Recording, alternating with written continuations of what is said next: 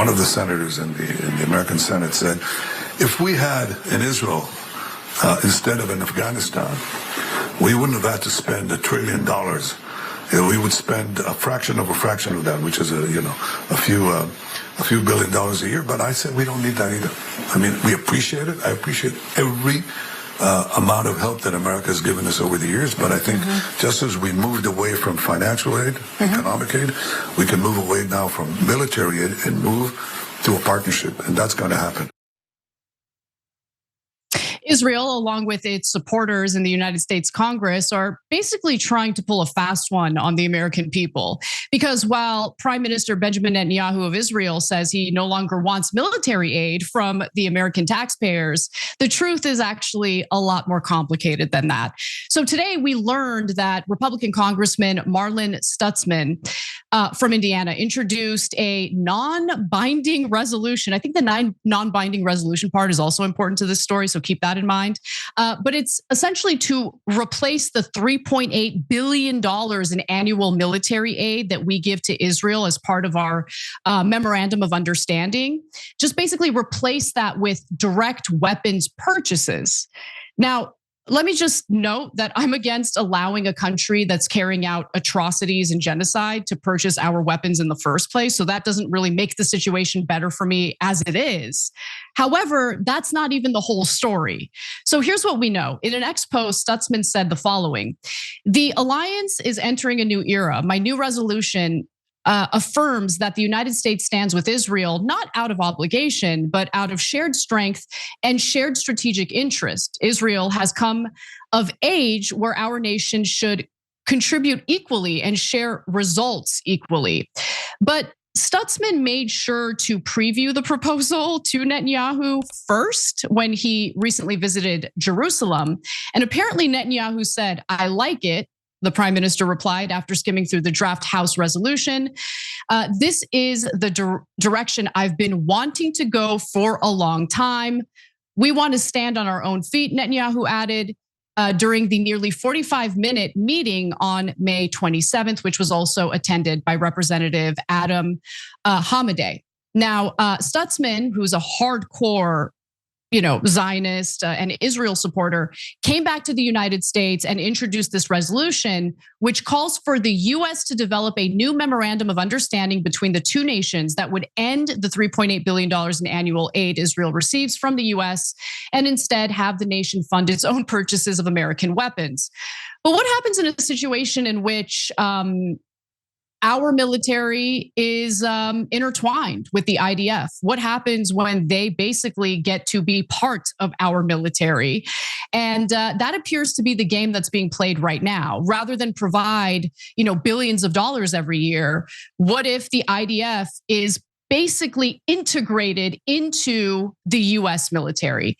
And luckily, Joe Kent, who resigned from the Trump administration over the war against Iran, wrote an incredible piece that I highly recommend you all read. It's published in Responsible Statecraft that really tells you what's going on here. And Joe Kent joins us today to tell us a little more about his piece and what he believes is going on. I totally agree with you, by the way, Joe. Your piece is titled US-Israel Integration is Far from America First. We cannot outsource components of our national security to nations that do not share our interest. And that is exactly what this proposed scheme would do. Thank you for joining us today.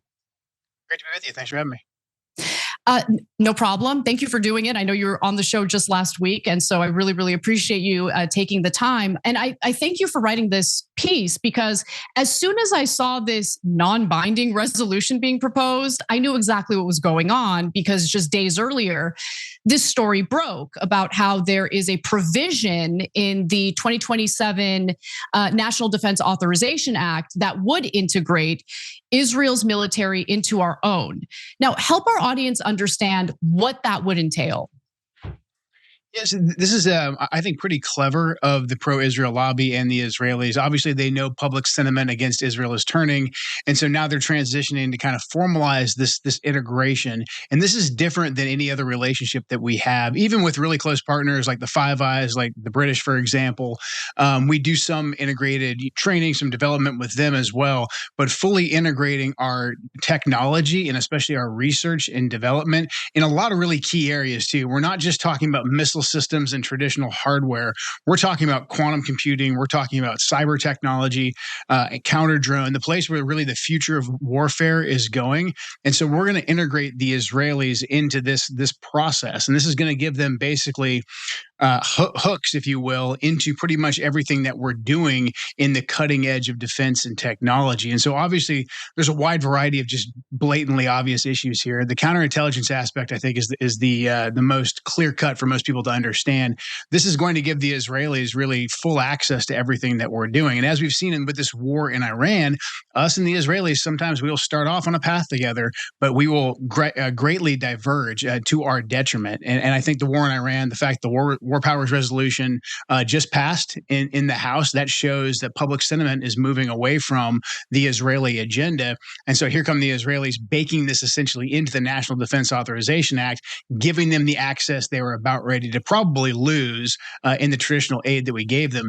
And I'm against us giving them the traditional aid, obviously, for all the reasons you outlined, what they're doing in Gaza, just how that relationship doesn't benefit us. However, in a traditional aid relationship, there still at least is the presumption that we giving aid to a country, we are the ones, that have the dominance in the relationship. And that's a big reason why we do give aid, regardless of what anyone says. We give aid so that we can have some degree of control over what happens in most countries. We're going to lose that with this new relationship that we have with the Israelis. We're basically going to call them a partner. We're going to call them really a part of our defense apparatus. And I think that is a major threat to our sovereignty. Starting something new is terrifying. When we launched our Shop TYT store, I was drowning in what ifs. What if no one buys anything? What if the site looks amateurish?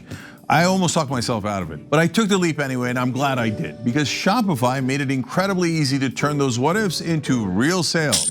Shopify is the commerce platform powering millions of businesses globally. Get a load of this, it handles 10% of all US e-commerce. That's amazing. It's behind brands like Allbirds, Gymshark, and yep, our very own Shop TYT. They give you one all-in-one dashboard for inventory, payments, and analytics, so you're not juggling 10 different logins. Need product descriptions? Shopify's AI tools crank out copy and even polish your photos, and mine needs polishing. And if you get stuck, their 24/7 support team has your back. So if you got an idea for a business or a side hustle, stop what-ifing. It's time to turn those what-ifs into with Shopify today. Sign up for your $1 per month trial at shopify.com/TYT. Go to shopify.com/TYT. That's shopify.com/TYT. I think one of the things that really stands out to me, historically speaking, with our relationship with Israel, is that a lot of Americans were not informed about all the various times Israel actually worked against us. You keep hearing that Israel's a special ally, but whether you're talking about USS Liberty, whether you're talking about, look, I know that Jake Tapper attacked you for what you said about us arming terrorists in Syria at the behest of the Israelis, but that is what happened. We literally armed Al-Qaeda and ISIS terrorists in Syria. And ISIS has actually had a bit of a relationship with Israel. There were ISIS fighters who were receiving treatment after getting wounded in Syria. They were getting treatment in Israel. In fact, Israeli media was reporting about that at the time. And so that works against us. Al-Qaeda attacked us on 9/11. So how does it make sense to integrate a foreign country's military into our own, given the fact that they put their interests front and center, even if that means doing wrong by their own allies? This is exactly the problem. We just have to realize that us and Israel, regardless of what we say or how comfortable we are with them, that we just have divergent agendas in many cases. Not to mention the fact that, as you pointed out, the Israelis have and will work against us, and this shouldn't surprise us. Just Israel is a very small country. They are literally at war with the vast majority of their neighbors. If you just look at the history of their intelligence services, again, the Israelis are pretty upfront when they actually tell you who they are. The Israeli intelligence services basically say, we will stop at no ends. We will use any deceptions. We will use any means necessary to further our nation's goals. So to let these people have full access into our country is absolutely insane. And I would feel the same way basically about any country. But this is something that's much different. And again, even with our most, I'd say, close partnerships that we have, like with the Five Eyes, with the Brits, et cetera, we don't do this. We already have rules on the books for how we share information, how we go and purchase new technology. A lot of the people who are in support of this new part of the NDAA are going to say, well, the Israelis do a great job with tech and research and development. And to a certain extent, there's some validity to that case. But look, there's no reason why we can't go over there and simply purchase or come up with an agreement on a case-by-case issue if there's a specific piece of technology that we want. We do that all the time, all over the world. There's no reason to let them into, our most secretive compartments where we're developing our own technology. So talk to me a little bit about the give and take when it would come to integrating their military with our own, because there's quite a bit that they would benefit from, certainly. And they would have, by the way, they would have the ability to spy on Americans even more than they already do. I don't understand how that would benefit us in any way, shape, or form. But aside from that, what would they contribute really to our military that we can't either develop on our own or we already have? There's nothing. And I think anyone who's going to come and say, well, the Israelis can do this one thing, much better than we can. I just think that's absurd. I've heard that for years. There was an obsession for a very long time within, special operations and other parts of the military that the Israelis were out there plying their trade every single day. That was something of a myth during the peacetime years when I came in the military, that the Israelis were in the fight every day. And so, anything that came out of Israel was going to be the greatest tactic, the greatest piece of technology. We've been fighting, unfortunately. We've been fighting in the Middle East now for well over 20 years. So we have plenty of experience. America is where Silicon Valley is. I mean, we are the foundation of a lot of this tech. And so I don't think we should forget that. We should remember who we are. And if there is a development, there's a piece of technology that we need, we can develop it on our own. We have the brain power here to do that. There's no reason why we need to go to the Israelis and say, well, you guys can just come on in. I just think that whole argument is preposterous. We should really just be clear-eyed and just see this as yet another entry point that the Israeli intelligence services have found to get themselves deeply embedded with America. Because again, that's in their vital national security interest for the Israelis. If they lose the support of the American government, then they're in a very, very bad way. They know they're probably going to lose the $3.8 billion. They understand that. And so they're actually getting ahead of us by trying to build it into the NDAA now. And that's why we need a lot of public pressure to our representatives to stop this, to get this section cut out of the NDAA. Yeah, in fact, I don't typically ask our audience to do this. This is maybe the first time, and I genuinely mean it.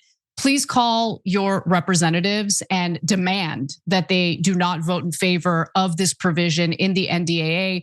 They might be under the assumption that you're ignorant about this. Let them know that you're not. Because the fact that the House just passed the War Powers Resolution, you're absolutely right, Joe. It makes it abundantly clear that they're acutely aware of the fact that 60% of Americans do not have a favorable view of Israel. That's based on the latest Pew Research surveys. And, maybe if there's enough pressure applied, they'll kind of back away from this. But I do want to ask you about one specific thing that you pointed out.